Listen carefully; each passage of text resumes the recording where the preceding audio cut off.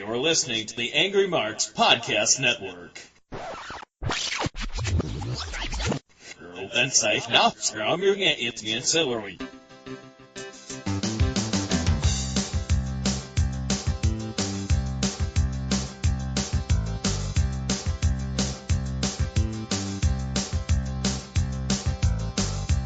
Ladies and gentlemen, welcome back.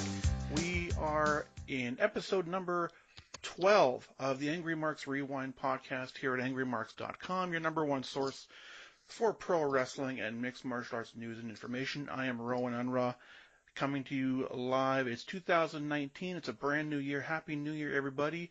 There's going to be a lot of changes happening. Maybe not for this show, but for me personally, one thing that has not changed is my wonderful, talented, handsome co-host. You know him as Mike Poulin. Mike, how's it going? And hey, Happy New Year. You're too kind, sir. Happy New Year, buddy. Thank you. It's been You're a while. Too kind. It's been about 2 months. It has been 2 months. How was your Christmas? Mine was good. Yours? It was. You know what? It was very low key. It was uneventful. The boy got some cool stuff. I got a few cool things. I got a new laptop. I think in the future I'm going to be looking for a new audio interface. So Okay. I'm looking. I get totally geeked out over audio equipment. So Yeah. you're sounding great. You got a new headset. Yes. So tell us about that. I can actually hear quite it's a significant improvement, really. I mean, I'm not sure what model. I know it's not Logitech's, but I'm not sure what model it is. Yeah, I have to go on Amazon and actually find out that information. Yeah, if you want to get a good example of how bad audio is, check out episode 2 of this podcast that we did. I believe it was King of the Ring 2001 that Ryan and I did back in July or something.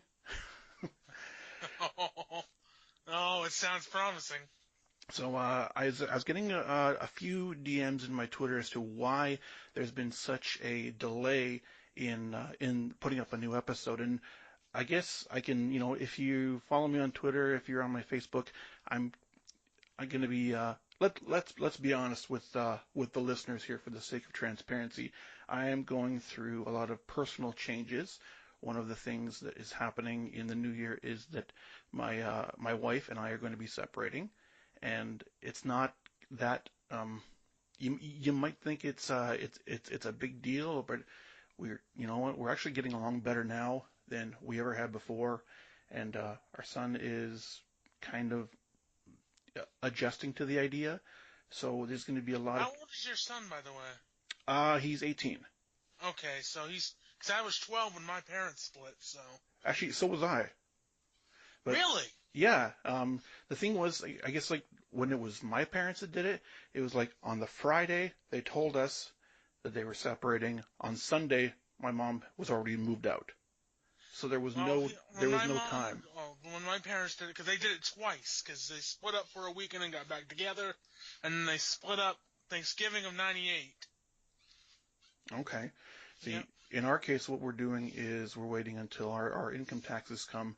We're still living together, and then she's going to be moving out in probably March, and so there's a lot of sort of time to get things in order, and it's kind of weird because all of our friends are like, oh, how can you guys not, you guys are so nice to each other, and you guys are so kind to each other, and, it was just time. Not everything is meant to last forever, and there's no bitterness and there's no anger, but that was the reason why I was gone for quite a while, and but I'm back. Better than ever. Thank you, Eric. Man, there's a lot of stuff we got to get through, but we'll quickly run through a couple crib notes here. I sent you a list of things we wanted to briefly discuss. First of all, unfortunately, we start off with a downer. Is the passing of Mean Gene Okerlund this past week? What did Mean Gene mean to you? I started watching wrestling in '92, and Mean Gene is one of those. It's probably the best. Actually, not probably. He is the best backstage interviewer in wrestling history, and he's a guy that spanned, over 3 decades pretty much. If you watch AWA or WWF, AWA in the '70s, WWF in the '80s, and early 90s, and WCW and for most of the other part of the 90s. And I think one of the things I remember most is the Hogan heel turn when he's in the ring interviewing Hogan and everything. Yeah, And I would go so far as to say that he transcends pro wrestling. I think he's probably one of the best, if not the best, backstage interviewers in all of sports. And it was kind of a bummer because this is another example of someone from my childhood that is gone. He was the best straight man ever, and I wish I would have had a chance to meet him. And that was one of the regrets of my fandom, is never meeting Mean Gene. But we love Gene. We're gonna miss you, and take care of Bobby and Gorilla up there. Moving. tell him to put that cigarette. We never did find out who was smoking the cigarette. Wrestling's greatest mysteries, or who made the SummerSlam sign fall. Right. Oh, God. Oh, Mean Gene, you'll be missed, brother. Moving on, we have the announcement this past week of All Elite Wrestling is starting up. The Young Bucks and Adam Page and a bunch of former Cody, a bunch of Bullet Club members, finished up with Ring of Honor this year, and they are going to be Final Battle. Yeah, which and I tapings that are currently airing. Which I missed. Now, are these guys still on the ROH tapings? They're on the ones that happened the night after Final Battle, which are currently airing. But they're actually no, they're not, because their match, well, at least the Elites match was an Honor Club match that you can find on there, which I have the $9.99 Honor Club on my Roku. Okay. Which doesn't give you a whole. It gives you like the last 6 months of events, and it gives you like but you can't get like the pay-per-views or anything on there until like probably after they happen. Yeah, I've still maintained that I'm not going to touch Honor Club until they can get their DVD library from the mid 2000s up there. Right. I know that. There was Cody and the Bucks and Page against Lethal, the Best Friends, and I don't know. It was an 8-man tag, and it's on Honor Club. You can probably find it on YouTube too. Yeah, it'd probably be on Daily Motion, and Yep. Kind of moving along. So, what sort of TV deal do you think AEW can get? Because I know that there have been a lot of networks that have already started sort of laying the groundwork in luring these guys there. I think, that's the main thing they should worry about, is getting a TV deal on a network that all your audience is going to have, unlike a company that we'll talk about in a few minutes that didn't lose their TV deal, but we'll talk about that. But I think if they can get like a TNT or a TBS, which is rumored, that would be great. Depending on what time. Do you think they can survive on just strictly a streaming platform? No, if you're gonna survive today in wrestling, you do need to be on some form of television. This might be a good opportunity for a network like Paramount or someone that is sort of catering to, the sports fan. They've got Bellator. It might be a good addition for them.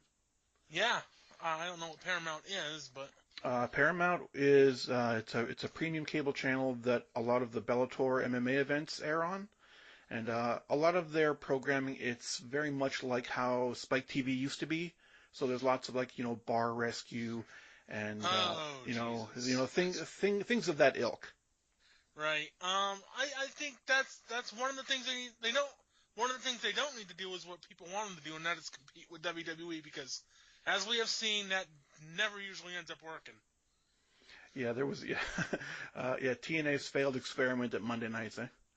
Yeah, or WCW did it, but that was more, the fault of WCW's mismanagement.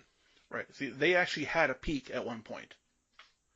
TNA never did. TNA was just. TNA didn't have peaks, but they had times when. Well, actually, they did have a peak, but it was very early on, like 05, 06. Mm-hmm.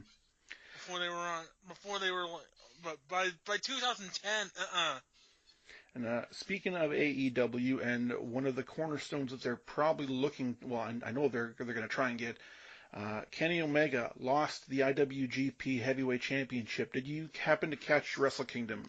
No, and I've been trying to find a Tanahashi Omega match because I want to see that, and I haven't been able to find it on YouTube anywhere. Well, I may be able to help you out with that, but we'll, we. I don't want to promote. I don't want to promote anything on this. Unlike UFC, in the event, I will gladly promote piracy when it comes to the UFC events. But with New Japan, no, you need to support them. Go on the Fight app or go on New Japan World. And it was kind of interesting. Brian Alvarez on Wrestling Observer this past weekend said that he thinks Kenny is staying for one more year. And the reason that he had was New Japan still has not told the story of someone kicking out of the One-Winged Angel yet. There was no One-Winged Angel in the Tanahashi match, so obviously he didn't get a chance to kick out of it. So Brian's theory, and it's a good theory, I thought, is that they don't want to do anything with Kenny until they can tell the story of anyone, kicking out of the One-Winged Angel. That's a good theory. If he does end up going to WWE and they end up having him in the Rumble, I think, much like AJ a few years ago, he needs to come in at one or two to get the initial reaction. Yeah, I've never been a fan of debuting guys, especially people of that that caliber, in a Royal Rumble. It's like, why would you debut someone in a match that they're probably not going to win? Well, I mean, in this case, it probably doesn't affect them as much because they don't take a pin or anything. But yeah, I can see your point. Like, I'm positive that someone like Lars Sullivan will probably debut in the Rumble, and he'll throw out 5 geeks, and then get like triple teamed and eliminated. Tyler Breeze, Xavier Woods. Right, people like that, like all the filler guys. But you don't want to have Kenny come in and not be the center point, because the offer that WWE has made to him has been quite a substantial financial offer. So they want to get their money's worth. I think it'd be better if they debuted him the night after. Or even hold him off until the night after Mania. That might be a long time for them to wait. Well, if you debut him the night after, what do you do with him? Because, I guess a lot of people want to see him and Styles, which, has that match happened in NJPW before? No. I know it hasn't happened in the States. No, because those two were sort of crossing ships in the night. When AJ was still leader of the Bullet Club, Kenny was still a junior heavyweight. And then the night after Wrestle Kingdom 10, at their New Year's Dash show, that's when AJ and Kenny tagged, and Kenny did the turn on him then. But that was AJ's last night in the promotion. So WWE actually has a chance for a legit first-time ever match. Yeah, and like they've done Kenny and Finn Balor before. I think they've done that both in DDT and I think they've done Nakamura and Kenny probably in Japan. I'd have to ask Stevie about that if I didn't, or just do some research here. I'm positive those two must have crossed paths in some form. Yeah, because a friend of mine was saying that they should do AJ Kenny again, and I'm like, no, I don't think they ever had any matches in Japan. Well, that's the only place they would have met, because I don't think AJ and Omega were ever in ROH at the same time. Kenny was in there around 2008, but he was certainly wasn't at the level that he is now. Right, and he was just like the guy that they put on show, like the open shows and stuff. Right. So and Kenny's going to be one of those guys that if he does sign with WWE, they're going to fast track him to the main roster right away. He doesn't need to be in NXT for any length of time. No, much like an AJ Styles, which is an argument a friend of mine and I had, because he says that the guys that came from like Bobby Roode and EC3 and all those guys should have been fast tracked too, and I'm like, no, because in that case you got to think the casual fans don't know who those guys are. Well, and I think anybody who spent a lot of time in TNA probably needed to sort of be deprogrammed. But AJ was one of those guys that they had faith in, that they didn't need to, teach him how to work. Right. And yeah, you also have to get some of the TNA gunk off of him too. Yeah. So from two of the greatest workers in the world to whatever Priscilla Kelly is. Have you seen this clip? I have not seen the clip, but I've heard about it. For those that haven't seen the clip, I don't know what show this was at. And some indie show. Some indie show. And thank God for Twitter. I don't know what, she was in what appeared to be some sort of hardcore match. And if you're a fan of Joey Ryan, you might think this is really cool. I don't know who she was facing. I don't really think it really much matters. But they were doing a spot outside. Priscilla Kelly, who I've never heard of before yesterday. Apparently she was in the Mae Young Classic, which I know I watched a lot of that, but don't remember who she would have faced. And she sounds like somebody that would have been ousted in the first round. I can't imagine she would have gone to the agents with this particular spot and asked to do this. But or she would have just been, they would have just been, get the fuck out of here. What she basically did was she reached into her trunks and pulled out what appeared to be a used menstrual pad and put it in the mouth of her opponent. Good Lord. And the crowd loved this. And Indie wrestling fans, everybody. I am not a fan of things like Joey Ryan and, the Dick Druids, stuff like that. However, we talked about that, but that show didn't end up come making a podcast out of it, but we did talk about that. Thank God. But, I'm sort of, I agree with both sides, but I don't want to be a member of either side. Right. Like, there's the hardcore indie, smart internet fans that think, oh, well, come on, wrestling is supposed to be entertainment. It's supposed to be this and that. And then there's, the Jim Cornette side, who I'm probably more apt to side with, saying that this is killing the business and this is stupid and blah, blah, blah. And I can't imagine the number of people that sent this clip to Cornette. I want to hear him rant about this on YouTube. Oh, I'm sure we're going to hear all about it. I think he records tomorrow, which is Monday. So, oh boy, I am looking forward to this.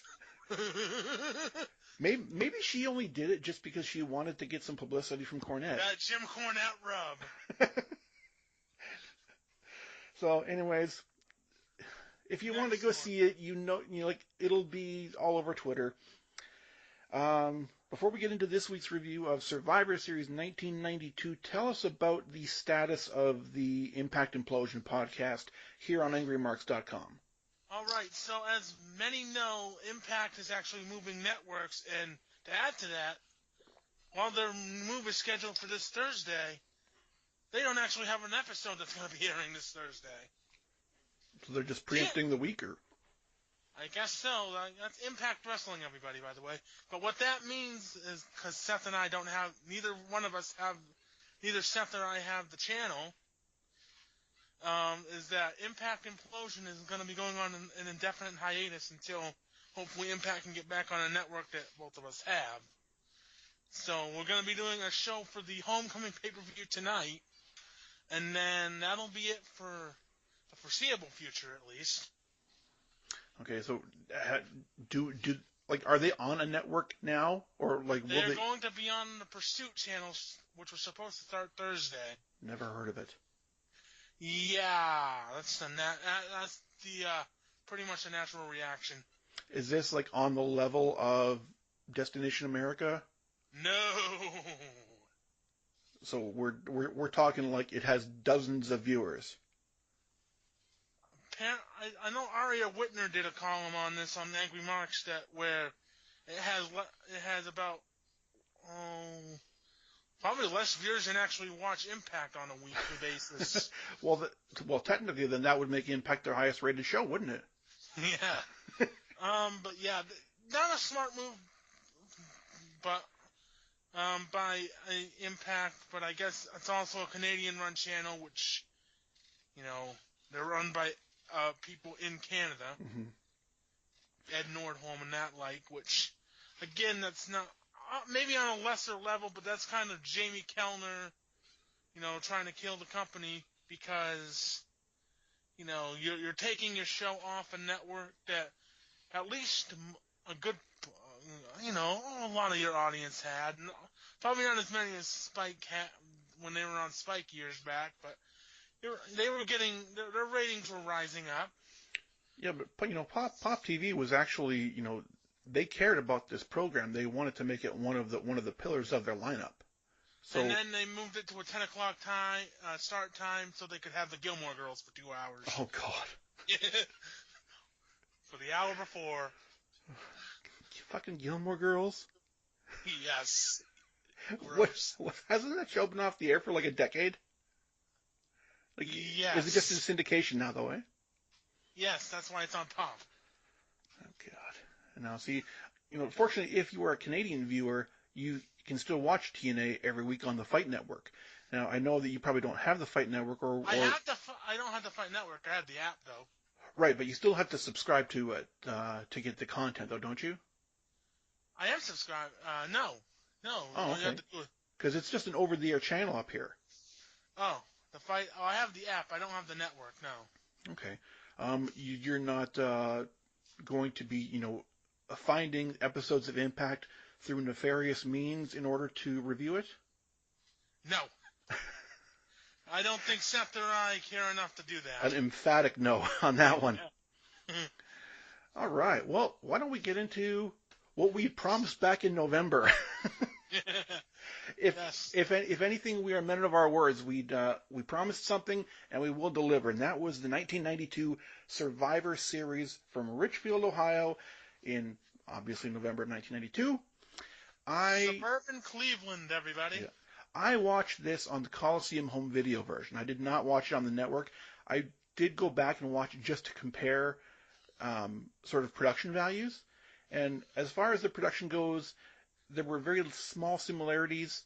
The biggest difference here is that on the network, there were a lot of interview segments that didn't make the network version. And I'm going to be talking about those. The network version is basically the pay-per-view version. Right. If you have the the Coliseum home video version, I used to. Lord Alfred Hayes is going to be your favorite man who ever lived. And your least favorite man is going to be Slick for the opening segment. Well, come on, Slick was good. He opened up the Coliseum video version with a sermon. Basically, this was his first attempt at becoming a babyface, and he proclaims that where there is darkness, it's only temporary. And I thought, not in this company. You haven't been around in this day and age, there, Slick. Right. Although I would, he is a legit preacher, and I can only imagine. He was the reverend for the Daniel Bryan AJ Lee wedding angle on the 1000th Raw. If he actually has a church somewhere that he does sermons weekly, I'm praying that he walks to the pulpit to jive Soul Bro. with the one-man gang at his side. And the pimp cane. We get our opening. Gives a whole new meaning to the term charismatic minister. Our opening is Vince McMahon and Bobby the Brain standing in front of the broadcast booth. The green screen. I miss Vince on commentary so much. You know what? I used to hate it, but you know what? I do like Vince on commentary. God, 25 years of hindsight and Michael Cole and Josh Matthews and bullshit announcers. Coachman. Oh, Vince was like a breath of fresh air here. And he had enthusiasm. It's his product, but yeah, he had enthusiasm for it. They always said that Vince was the one that got most excited on commentary because he knew the angles and he knew how it was going to go. So during this opening, he says, well, we're going to get a coffin match, and we're going to get a nightstick match, and we're going to get a champion versus champion match. Those two matches. This sounds like he was describing a 2009 TNA pay-per-view. Well, we'll talk about that at the end of the show, but we got not a 2009 one, but we got one in the future. If anyone cares, the dark match on this show was Crush defeating Repo Man, Brooklyn Brawler. Which was Was it the Brooklyn Brawler? No, it was Repo. Repo Man. SummerSlam 92 rematch. Oh, God, Repo Man. Okay. Barry Darso, everybody. Did you see the picture on Twitter of a bunch of guys from the 90s all sharing a beer? There was, okay, so if I remember correctly, in this photo, they were all at some restaurant somewhere. There was Tugboat, the Nasty Boys, Tony Atlas, Barry Darso, and Brutus the fucking Barber. And what a crew! And everyone looked 1,000 years old, except for Brutus. He looked like he hadn't aged a day. So good for him. DDP yoga? Maybe getting remarried did something to him. Well, at least he's not parasailing anymore. So Vince is running down the card, and Bobby is just a great character, losing his mind over the Mr. Perfect turn. The worst night of your life. Opening match is High Energy of Coco Beware and Owen Hart versus the Head Shrinkers. How long were the Head Shrinkers in the ring? Were they in the ring throughout Vince and Bobby's whole spiel? They had to have been, because they didn't get an entrance. How long were they there? They were just standing there with one of them looking up at the lights for like 2 minutes while Vince and Bobby talk. Well, that's what they do during commercial breaks on Raw now. Or Yep. when they have to get all their sponsors in. And Offa's gnawing on a raw chicken. So High Energy is in their big puffy taxi cab checkered pants, and Coco Beware. Urkel Beware and Owen. Coco does the absolute worst cartwheel in the aisle, and Owen just ignores him. Says, one of these days I'm gonna get a main event push, but not with you. So Head Shrinkers get an early power display, as you would suspect. Owen and Samu do a great exchange off the right in the beginning, which ends in a crossbody. Coco tries to do a double noggin knocker, and Bobby just says, that's not going to work, and he was right. Of course not. Samoans have hard heads. Don't you understand stereotypes? Right. Japanese throw salt, and Samoans have hard heads. So Offa gets... And Vince loves Samoans. Right. Offa gets a cheap shot on Coco with a stick for the heat, and just like you said, Offa was eating some KFC at ringside. Maybe they had some sort of sponsorship deal. It wasn't KFC. It was looked like just like raw chicken that he got from catering somewhere. Looked like a giant turkey leg. I guess they were pushing the whole thing. He's having din-din. He's having din-dins. God, Bobby was awesome. Fatu he hits Coco with a cool looking sidekick. Coco gets the hot tag after Samu misses a charge in the corner. Owen comes in. He goes crazy with drop kicks and backdrops and a spin wheel kick on Fatu. There's a high cross attempt that gets turned into a power slam. Fatu then immediately hits the top rope splash on Owen for the clean win at 7 minutes and 38 seconds. So that's your opener. A good showcase for the Head Shrinkers who had just debuted a couple of months earlier. Head Shrinkers to me are an underrated team. See, I always liked them, and I said this on a past episode. I always liked the Savagery tag teams or the Savagery characters. I was a huge fan of the Islanders in the 80s, and then the Head Shrinkers. I always liked the Barbarian. I liked Ming. I like Ming and the Barbarian too. They face the fear. It's kind of surprising in hindsight, based on what Owen would become, that he was the one that did the clean job in the opener here. Well, at this point, he was, lower card. He was undercard Jamoke, which that would all build up in like less than a couple by the next year's Survivor Series. But And after that, we get the replay in which we get the brain scan. Do you remember the brain scan? The Magistrator. What is one of the Head Shrinkers is a pilgrim and Owen Hart is a turkey. Basically, what it was if you're a football fan, they used to have people would draw on the monitors, and you would see it on the screen how they would sort of draw little things and show them what was going on. And Bobby Heenan had his little pen, and I enjoyed it better when Jerry Lawler did it because he actually could draw. This one just looked like a kid using an Etch-a-Sketch. Looked like it was being scribbled on by a blind child. Oh no. Next, yes. a pole match. Oh, Vince Russo was not there. Was Vince Russo writing for the magazine yet? Oh yeah, he was Vic Venom. We have backstage promos first though. We get Sean Mooney standing in front of the locker room phone booth backdrop. Then you also need to bring that back. And they only did locker room interviews as frequently as they did back then now. Right. Instead of, whichever robotic woman just says, this is my guest. Caruso, everybody. This is my guest. What are your thoughts? So Nails... excuse me while I ask you totally scripted questions that I was handed moments before I came out here. So, promo by Nails. It's the most comical, over-the-top character. He sounds like Boss man! he sounds like an angry, pissed-off toddler. On some type of drugs. Boss man! I'm gonna take that nightstick and I'm gonna not do much with it as we get to. I'm gonna shove it up your stupid, stinking face. Okay, first of all, You locked me away for however many days it was. Like it was 2,478 days in prison, which we're supposed to think is really impressive, and it got me thinking. How long is that? It's about 6.5 years. Now, 6.5 years, that's a prison sentence that someone that does tax evasion gets. What did he do? We never found out, but this was such a heavy angle. Like when I'm a kid and I saw Nails debut, he beat the holy living shit out of Boss Man. And it's probably the heaviest angle I had ever seen at that point outside of the Jake Roberts snakebite angle. And Which was the year before. which was the year before. And when Nails said, the 2,400 whatever days, I'm like, they were doing this shit even back then. Nowadays, when Michael Cole is talking about title reigns, they'll say, "Oh, Seth Rollins has held the Intercontinental title for 302 days," like just making it sound way more impressive than it actually is. Like, he was in there for 6.5 years. What?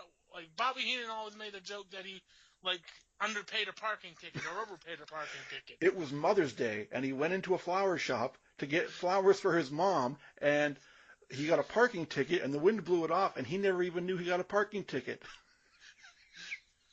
I have to see vignettes. Logic, everybody. I have to see vignettes of Nails going into a flower shop in the orange jumpsuit. They didn't do any of those on Coliseum videos. I'd like a dozen roses, please. He has to have that voice, though. And, okay, I've watched a lot of prison shows. I've watched Orange is the New Black. I watched Jailbreak. No one ever says stupid stinking. Like, and well, they can't swear. It's a PG product, just like it is nowadays. And Mr. Kennedy used to do this all the time, and it annoyed the hell out of me. If you can't say fuck, don't say anything at all. And then we have a Boss Man promo, which, with hindsight, when you actually listen to what Boss Man says, makes him look like the heel. Oh, I know. It makes you have sympathy for Nails. I mean, I've seen his files. Well, that's tampering. that's witness tampering, which is illegal. And how come he couldn't tell us what the crime was? You read his files. You know what the crime is. Why don't you just go the whole 9 and tell us what he did? It's going to be the end of him anyway. So Vince McMahon states he's a dangerous man, which is really funny because Nails would go on to attack Vince McMahon over a pay-per-view payout. Also, before the Mooney promo where he admonishes people, if you're squeamish, you might not want to watch this. Yeah, you might want to put Grandma to bed. Yep. So, and then we get Gene, and then that was just a reminder. Oh, damn it, Gene. Yeah, he's all over this show, and unfortunately. He's sad. We'll go through the death count at the end of the show. Oh, so Jesus. Speaking of death count, there's Gene interviewing the Boss Man, saying that, he is a menace to society. He shouldn't be allowed to... I've read his files. I know the crimes this man committed. You read his files. Again, that's tampering. He should be serving a life sentence. See, why? And tell us why. Give us some justification. What did he do? His crimes must not have been that severe. If he was only in the big house for 6 years, he must have gotten off on good behavior or something. Right. And also, if I had just spent 6 years in prison, why would I keep the same jumpsuit? He didn't shower for 6 years. Okay, at the end of Shawshank Redemption, they give the prisoners all their stuff. They have clothes when they get arrested. Goody. They make them change. I know I'm bringing logic and reasoning into this, which is ridiculous, but we're trying to bring logic into a pro wrestling angle. And you talk about how heavy it is. In the same year, we had Papa Shango making the Ultimate Warrior bleed motor oil from his head. So you have a ridiculous angle like that, and on the same show you have former prisoner coming back for revenge. And scaring children with a savage beating. And, being, because he was unfairly put in prison, as Bobby correctly paints that picture, because it does, as you break this down a little more, it does seem like he was unfairly put there. Yeah, like, if you're not going to give us any real reason as to why he was arrested, why should we believe him? And this is a terrible match, too. Oh, see, Nails was terrible. He was a bad wrestler. He had a nutty promo. He was out of shape. I don't know what they saw in him other than the fact that he was tall. Vince loves tall guys. So we have a pole match. It's a nightstick on a pole, and they say, I laugh because they say the first person that gets to the nightstick on the pole gets to use it. Does that mean the second guy that gets to it can't use it? Oh, hopefully they're not trying to climb the pole at the same time. They didn't make that clear. In Nail's pre-match promo, he says, "Boss man, you know how good of a climber I am." It took him days to get up to that top rope. And then Boss Man gets the stick, hits him with it once, and then Nails kicks him and he drops it. Mm-hmm. So during this personal blood feud, Nails puts on a chin lock. And Pro wrestling, everybody. As is the standard in most prison yard fights. And he also has his back to the hard camera, so he's breaking two simple wrestling laws at one time. Which are the hard camera one And if you're in a blood feud, don't do lockups and wrestling holds. Ah, boy. Dean Ambrose and Seth Rollins, everybody. We're going to do a lockup at the beginning. And then Nails gets the stick, uses it twice, and then Boss Man hits the slam and wins. This was terrible. Yeah. Boss Man wins at 5 minutes and 43 seconds. And we go to Mean Gene again with Flair and Razor, and we see the Mr. Perfect angle from Prime Time about, 10 days before this? Something like that. They legit only had 2 weeks to come up with this. Yeah, that's the thing that we should have talked about, is that Warrior bailed, they had a Saturday night's main event, and then Warrior bails after that. Well, what I heard was that they had just instituted drug testing. This was in 1992 when, at the height of the steroid scandal. That's the reason why Hogan left after WrestleMania, because Vince didn't want him on his television because he was the poster boy for steroid use.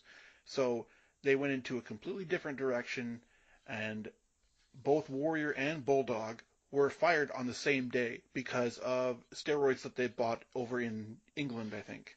Bulldog was also supposed to be on this card.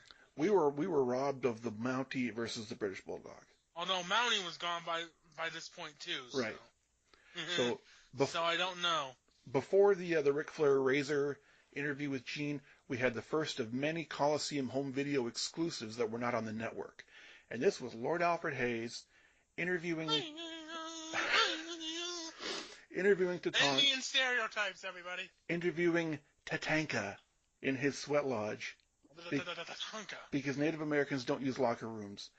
And you should have been playing cards with him.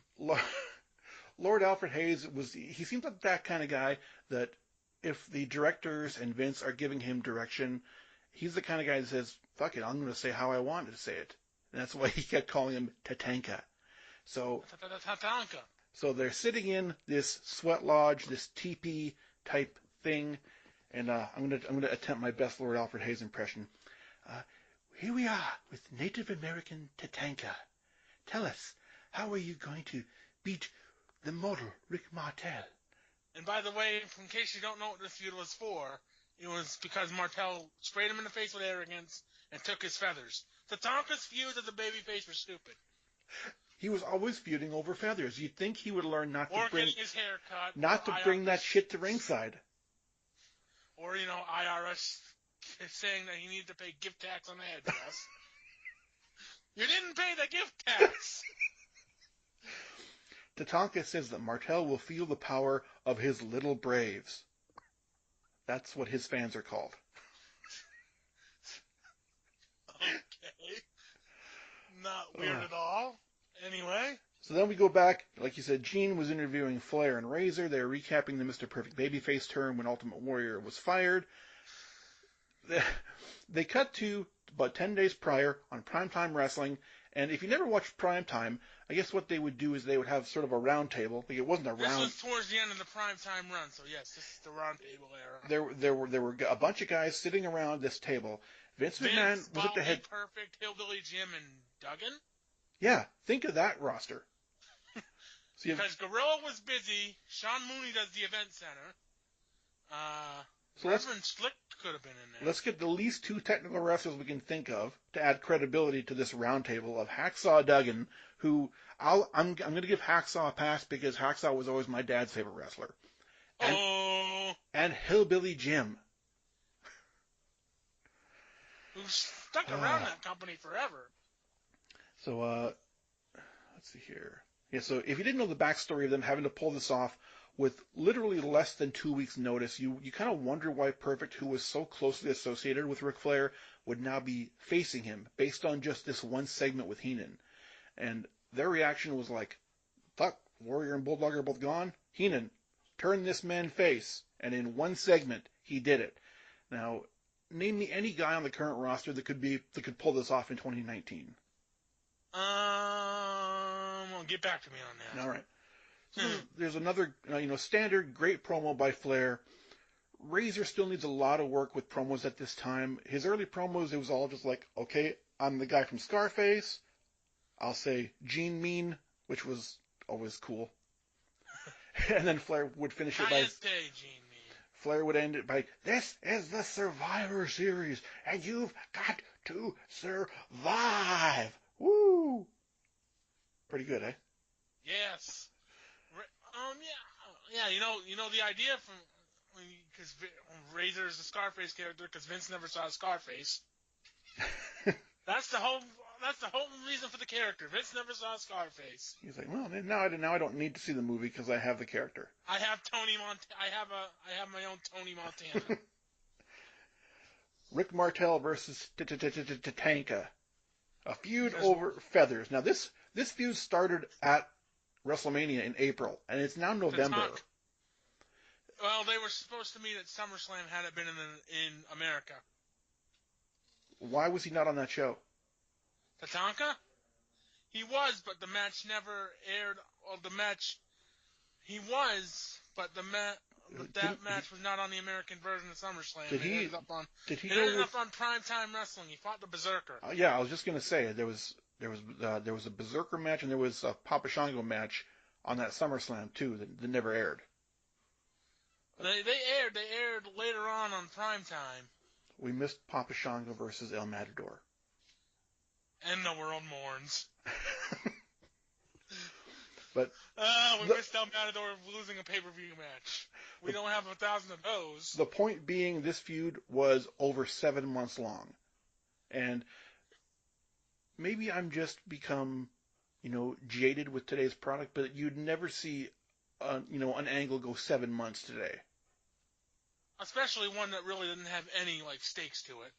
Right. This was just a standard mid-card feud that really, no one outside of the participants probably cared a whole lot with.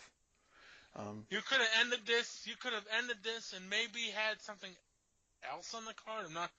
The roster's kind of thing.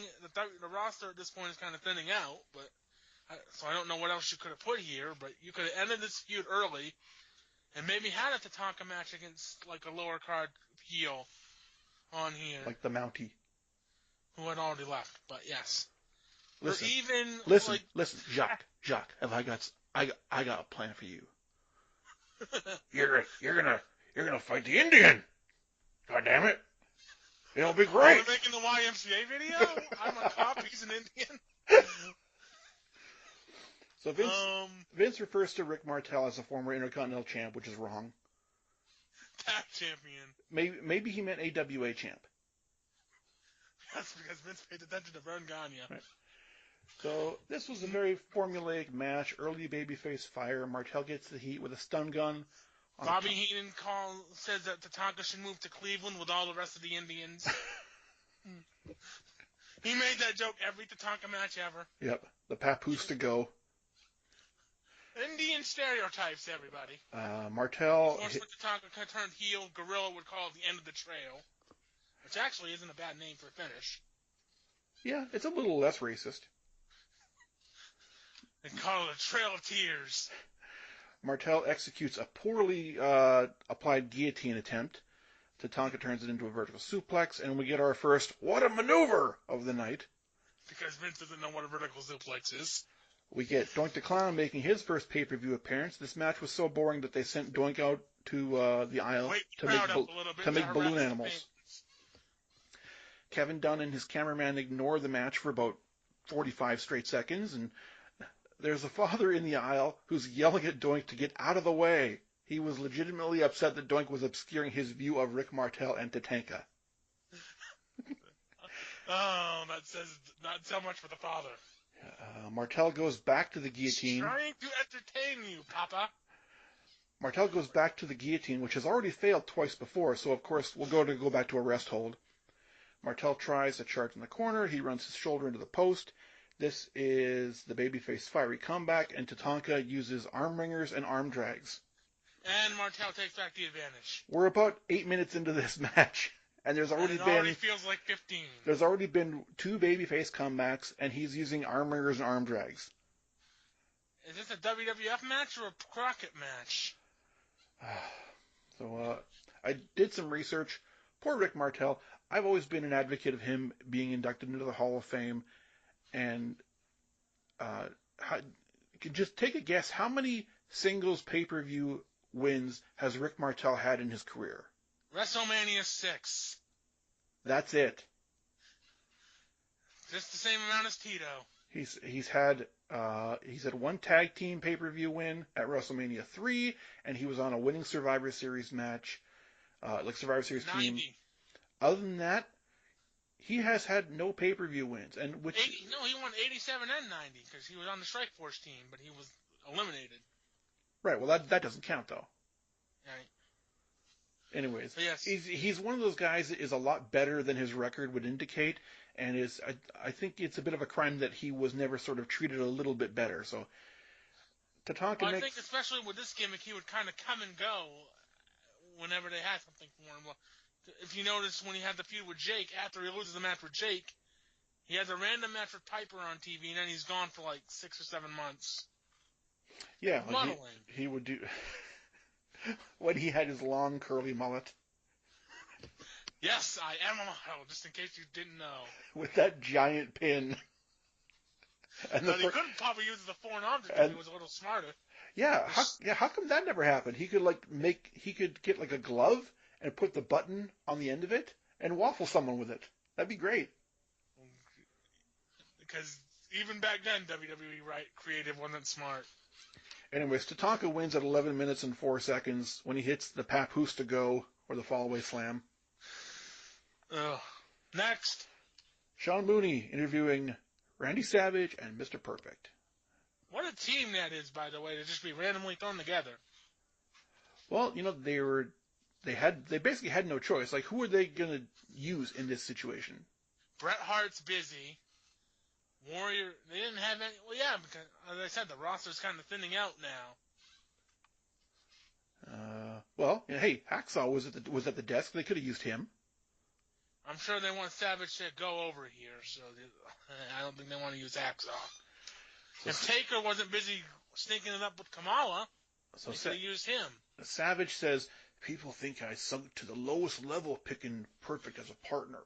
It's like, that's a lot of P's in one sentence. Says, I've got a compliment coming your way. No one knows Ric Flair better than you. That's not really a compliment. That's just a fact. Maybe his wife.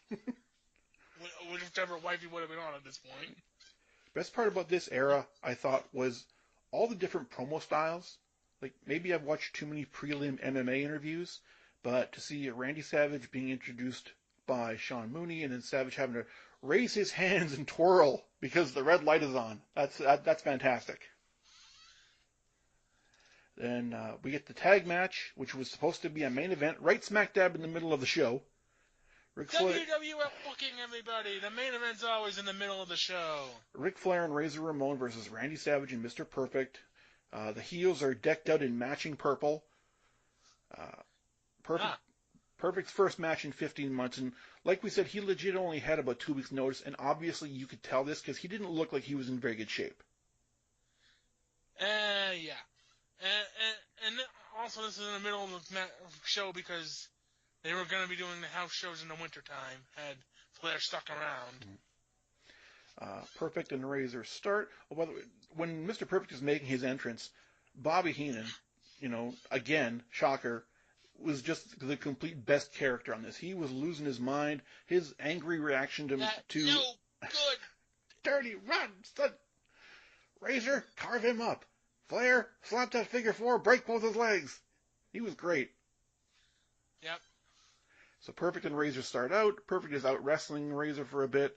Savage gets in, and the heels start to go to work on the previously injured leg of Randy. Perfect teases leaving about halfway through, and he starts walking down the aisle. And he's like, kind of, oh man, what have I done? I got myself involved with a loser here. And then he comes back, and Vince defends him, saying that he was regrouping. Actually a great psychological thing there, because you make him think, because Perfect has spent the last year feuding with Savage. Flair has, and Perfect's been there. And, you think, well, maybe he's going back with Flair. Yeah, even though I knew what the result of this match was, part of me was like, this would have been the perfect opportunity for a Horseman beatdown.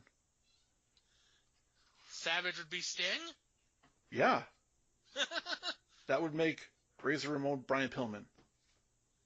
Or, Arn. Barry Windham? But alas, it did not happen. Perfect gets a hot tag.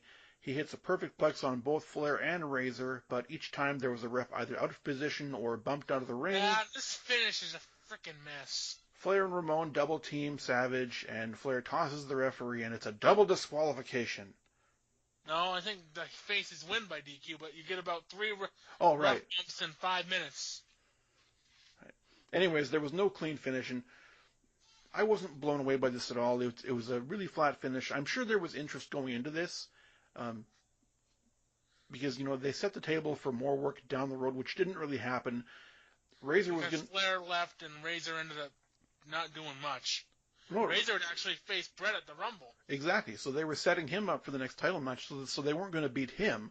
But Flair was on his way out the door, but you still didn't want to beat him. Right. You're not going to beat Savage clean, even though at this point, I don't think it would have mattered so much. And Perfect's coming back. Flair would have been Flair was out of the company in 2 months. Why couldn't he do a clean job to get Perfect over? Because they wanted to do that match on house shows. And it's not like they were going back to this tag formula anytime soon. Anyways, Dumb. Gene is interviewing Flair and Razor backstage. Flair seems very confused. Razor does his standard promo where he was double-crossed one time. Ask him if you can find him. So we get the tease that Scott Hall is possibly a murderer. He's with the mob, even though he's Cuban and not Italian. And then we get a squash match on this $39.95 pay-per-view. Showcase for Yokozuna.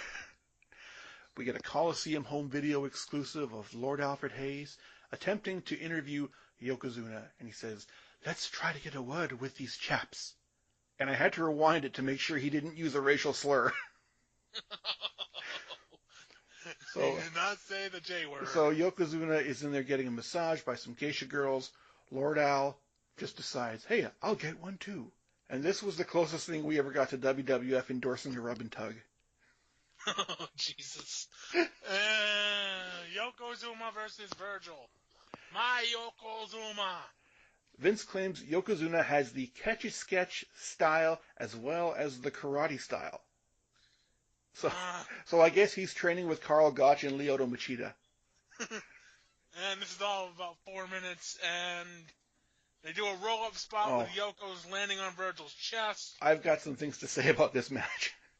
So, first of all, Virgil's coming down the aisle, and I gave Lord Alfred Hayes a pass because of what he didn't say, and then Vince says Virgil will be shucking and jiving. Racial tolerance here in 1992. Hey, Yokozuna has not been tested, but he's gonna be tested by this guy who's been not doing anything and got squashed by nails on your last pay-per-view. So Virgil gets on the offense, and he attempts an O'Connor roll, and only because Yokozuna held the top rope did this not work. Not because he's 500 pounds. And what would have happened had this actually worked? Yoko would have Earth's gravitational field would have opened up. We then see what will happen, because then Virgil attempts a roll-up, and Yoko just sits on him. There's a leg drop. There's the bonsai drop for the quick win. This was... They had big plans for Yokozuna down the road, and they already had him penciled in for the main event at WrestleMania. My question is, was Fuji still managing Berserker at this time? I don't know. The last pay-per-view that Berserker would have been on would have been the Royal Rumble, and then the '91 Survivor Series, which I know Fuji was there. But outside of that, maybe they weren't doing nothing with Berserker, so they decided to. Berserker had a feud with Undertaker earlier in the year. Gonna have to. You know what? I think he was, because Arya once went to a house show where the main event was Undertaker versus Berserker and Mr. Fuji. Where would that have been? What a main event that is. I'm going to redirect you to a YouTube video, and the title of this video is Virgil Reacts to Getting Squashed by Yokozuna. I don't know if you've ever seen this before. I have. It's a bunch of guys, apparently at some indie guy's basement, and they're backstage in the Richfield Coliseum somewhere. No, I'm sure they were in some indie job guy's house. They were in his basement, and there's about five or six of them. Five or six guys, and Virgil is with them. I guess Virgil was doing an indie show, and he went to this guy's house, and they decided that they were going to rib Virgil, and they were going to show him the match with him and Yokozuna. Hey, you didn't pay me enough buck money to do that. You need to go find. You know what? I'm gonna post the link to that video on my Twitter. It's the funniest and at the same time the saddest thing I think I've ever seen. It's about 11 minutes long, and they watch the entire match, and poor Virgil is just sitting there, and he has to pretend like this doesn't bother him.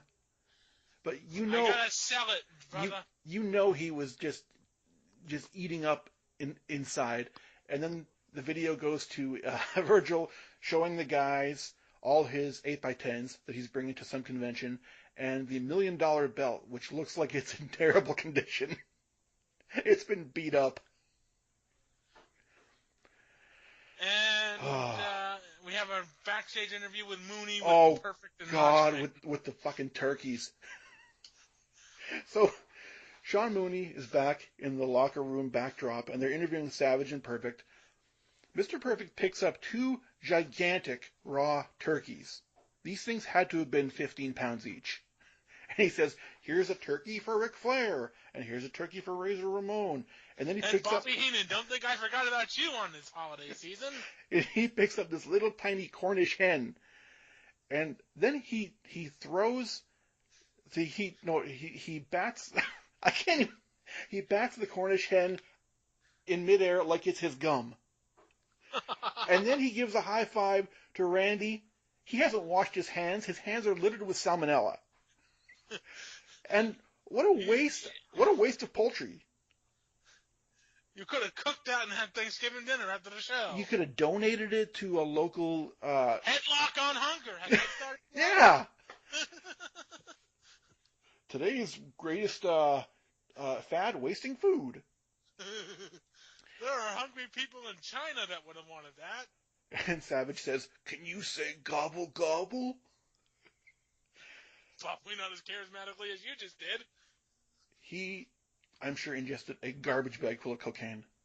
And our Survivor Series elimination match is next. Yeah, each Savage and Perfect each tell each other how great they are. It sounds like 2 drunk people that just decided they're going to become best friends. You're the best. No, you're the best. Yeah, we're both great. We're perfect. We're the perfect team. And they would never team again. We get our only match resembling a traditional Survivor Series match, 4-on-4, Money Incorporated, the tag champs, teaming with the Beverly Brothers. Featuring the final appearance of the Genius, who doesn't do a poem. It was nice to see Lanny was still employed at this time, though. This was his final appearance. He had done the TV tapings the 2 nights before in Erie and Dayton, and this would be his last night. And they're taking on the Nasty Boys and the Natural Disasters. If one guy is eliminated, his partner is also gone. That's kind of dumb, but... Yeah, that's how those work. To save time, I suppose. Well, that Virgil match went so long they had to cut this match short. Well, I mean, when they did them in 87 and 88 with the 5-on-5 teams, where it took like an hour to get through that match. But this is all set up. Well, the Nasty Boys are faces here because Jimmy Hart screwed them over.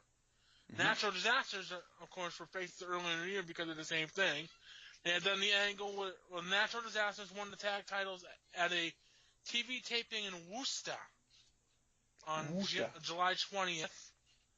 And then they had done an angle throughout the fall on the TV where the Nasty Boys had actually won a title shot by defeating the Ultimate Warrior Randy Savage going into SummerSlam. But Money Inc. also had a rematch, that mandatory rematch. And Jimmy Hart's like, I'm going to pick one of these teams. And then Baby?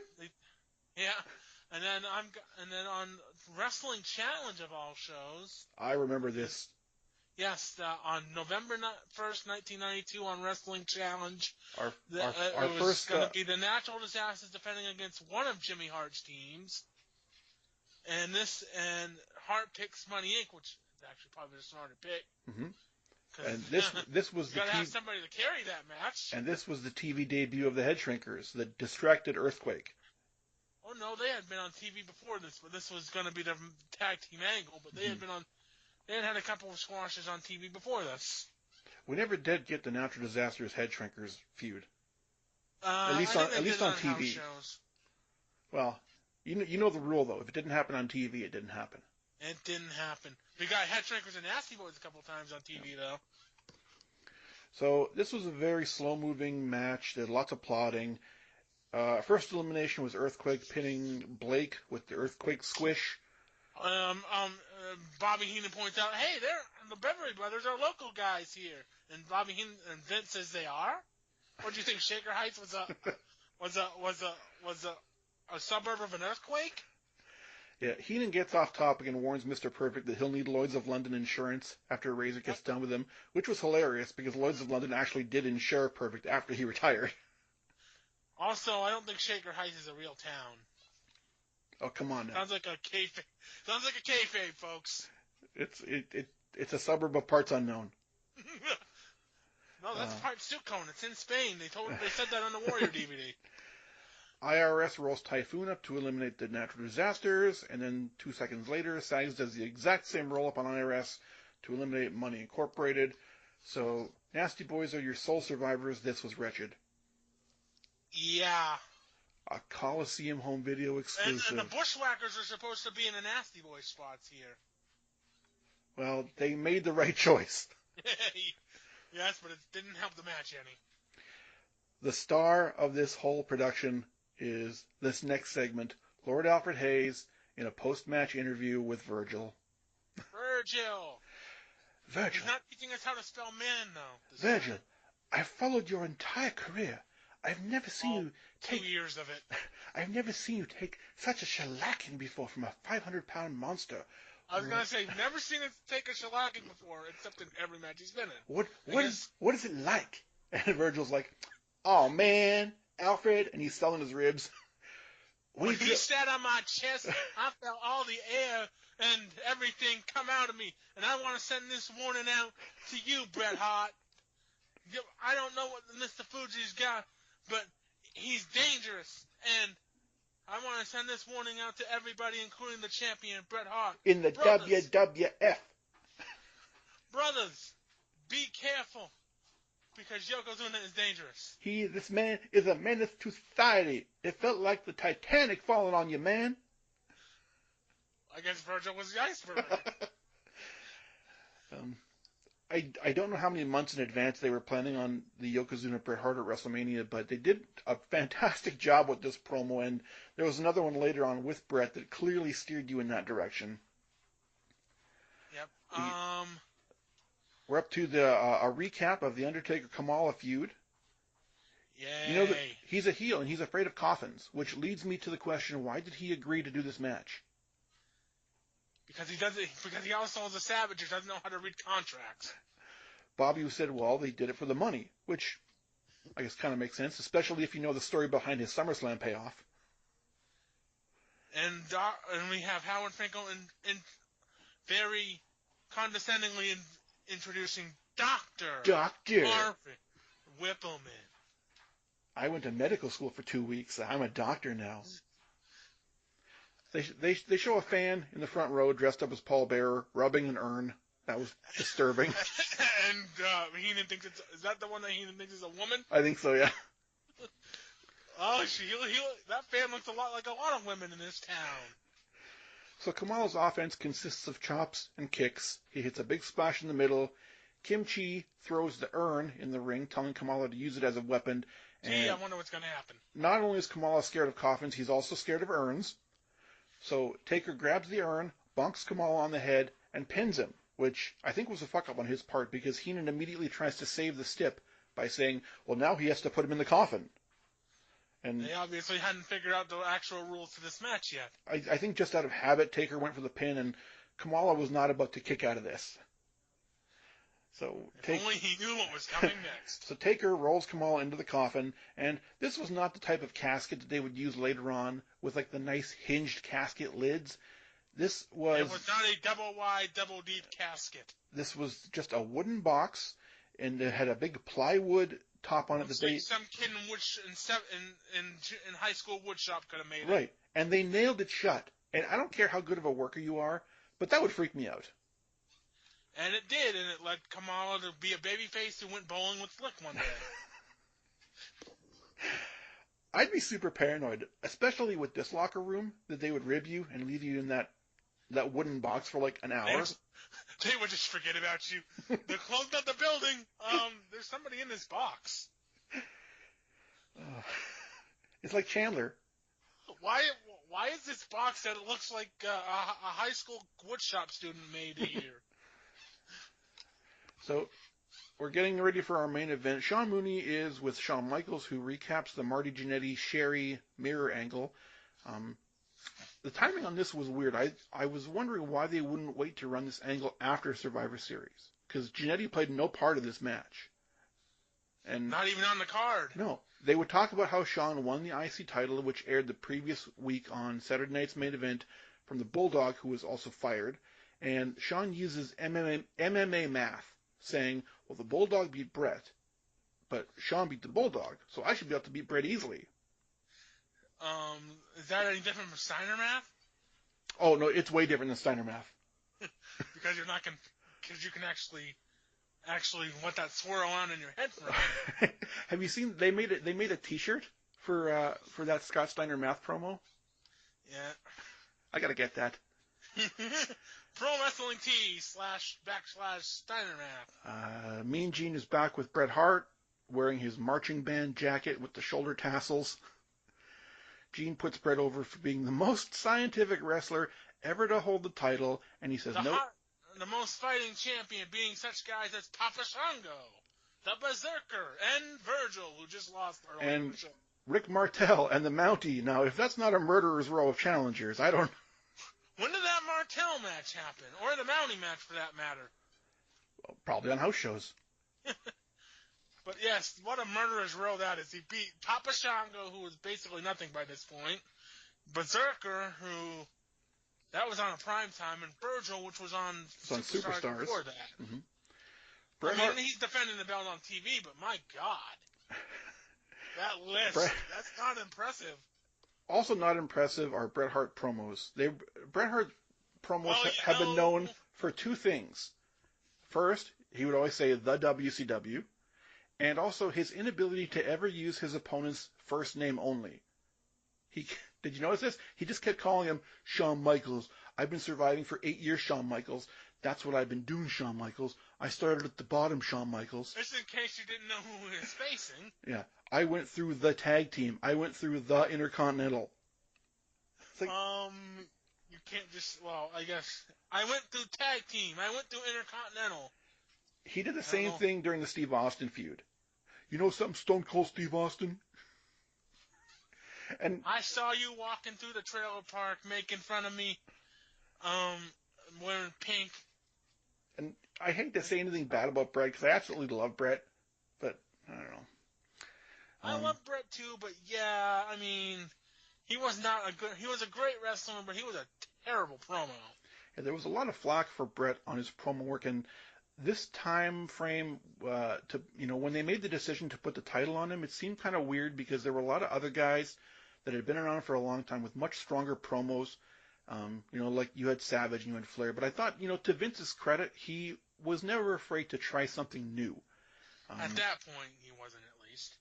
So, Vince was not afraid to take the risk. Ultimately, Brett's promos would get a lot better. Like I'm citing, the '97 Canada USA feud. If I was a doctor and I had to perform an enema, I would stick the hose in Pittsburgh. Right here in Pittsburgh. No, I'd stick the hose in. Oh, never mind. I was gonna say in Ohio, but I know that one of the factors of them deciding to put the title on Brett was just simply the amount of fan mail he'd get. And like we said before, this was a real transition period for WWF. They had just instituted a really strict drug testing policy that they were adhering to the letter. I mean, which was evident because, firing Bulldog and Warrior on the same day. These were not mid-card guys. These were main event stars that, one of them fucked up their main event for this show. So they were taking it seriously. And by putting Brett and Shawn in the main event at a time, by 1992 standards, these guys were just tiny. And so there was a lot of pressure on these two to deliver. So what did you think of this match? It's probably the best of any of their matches on pay-per-view, but that's not really. I mean, it's a good match, but at this point, Shawn's not winning the title here because Brett just got it and Shawn's already got a belt. Mm-hmm. So, and it's a good match. Brett wins by submission, of course, and then we see Santa for some reason. Yeah, because this style of WWF title match was so different, I think the crowd was expecting this to be a really fast, furious pace right out of the gate, but they worked a really slow, deliberate pace to start, and it kind of reminded me of seeing like an old NWA title match in the 70s between Funk and Briscoe. And it really picked up in the final 10 minutes. The crowd got, they started to come alive. The moveset was still very basic. And it was a good match. Like on this show, obviously, it was the best match of the show, which is low praise, but I wouldn't even consider this one of their top 5 matches between these two guys. I mean, it gets their Survivor Series match gets so much press, and this match is not bad, but it gets kind of lost in the shuffle. Yeah. The match is good. Brett wins and, get the big happy babyface moment. Wasn't there a segment where they were opening up the casket? Was that before this match? That, I believe, was... I'm not sure. There was a point here where... Well, we'll finish this up here. I know that we kind of sort of breezed through this main event, but it did go about 25 minutes or so. 26:40. Shawn tries to a drop kick off the top rope, or the middle rope, I forget, and then Brett catches his legs, slaps on the sharpshooter, and Shawn taps out clean. And then Santa comes into the ring, and Santa hands him a rectangular piece of paper, which I can only assume was his pay-per-view bonus check. And then the show... Oh, where's my Jim Neidhart laugh for that one? The show goes off the air, but not before we get 2 more exclusive Coliseum home video interviews. The first one is with Undertaker, who was cutting a promo to the casket, and the camera shot is coming from the point of view of whoever is in the casket. And then Undertaker says, blah, blah, blah, rest in peace, and then he puts the lid on the camera guy. That must have happened before. Murder. Maybe. Buried alive. And then I guess that camera guy got fired. And then we get... When the current selfies, was it? Oh, God. It's like, yeah, we want you to go on assignment. Vince didn't have the heart to actually fire the guy, so they just put him on assignment in the casket, and they just buried him alive. And then the show goes off the air with Bret Hart and Santa Bret sucking on a candy cane, and Santa asks Bret what he wants for Christmas. And Bret, being the consummate babyface, says, I want peace and prosperity for everyone, Shawn Michaels. And I want the biggest and the baddest that the WWF has to offer, which obviously he'll get that. was a tease for Yokozuna down the road. I give this show about 3 stars out of 10, and half of that was for the Nails promo. Ha! For this show, great main event, but like I said, I think it gets forgotten. I wouldn't put it in the top 10 greatest title matches of all time. But for these standards, it holds up way better than it has any right to be. So if you're going to watch the show, watch the main event, watch the Bobby Heenan segment with the water pitcher, and, watch Mr. Perfect's entrance, because he gets one hell of a pop. Outside of that, not much else to this. Yeah, this is the main event's great, and you get, you showcase a few new people here with Yoko and the Head Shrinkers. But other than that, you have, a terrible elimination match. You have the Tonka and Martel, which is endless.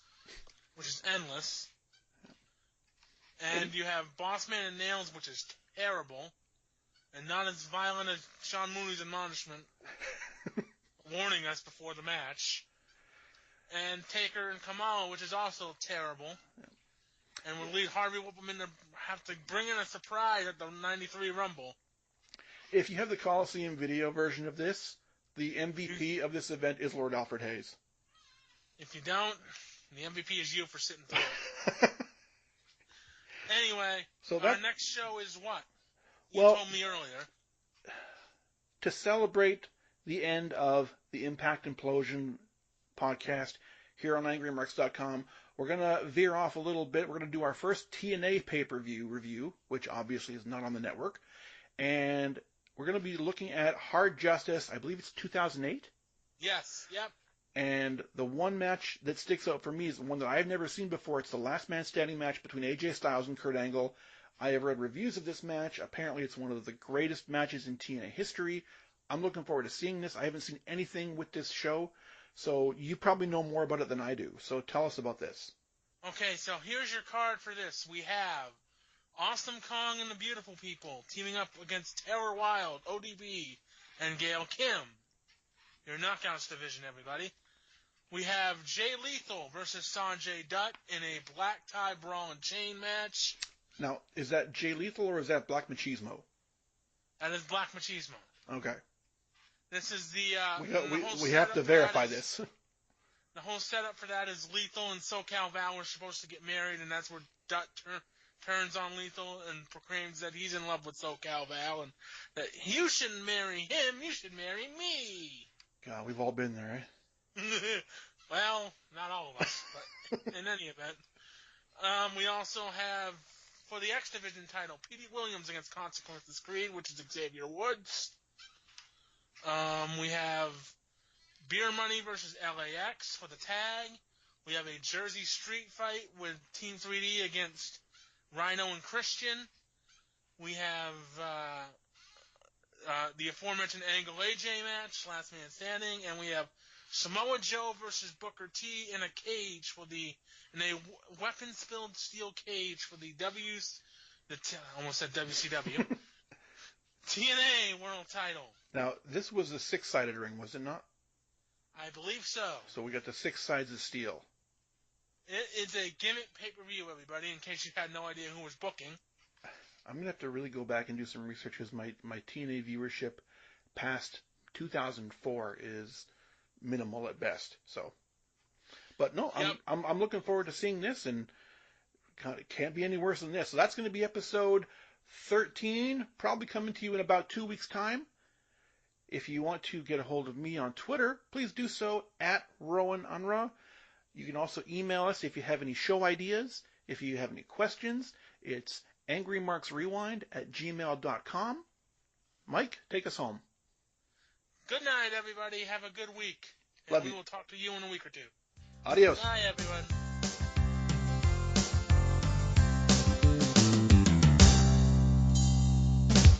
You're listening to the Angry Marks Podcast Network.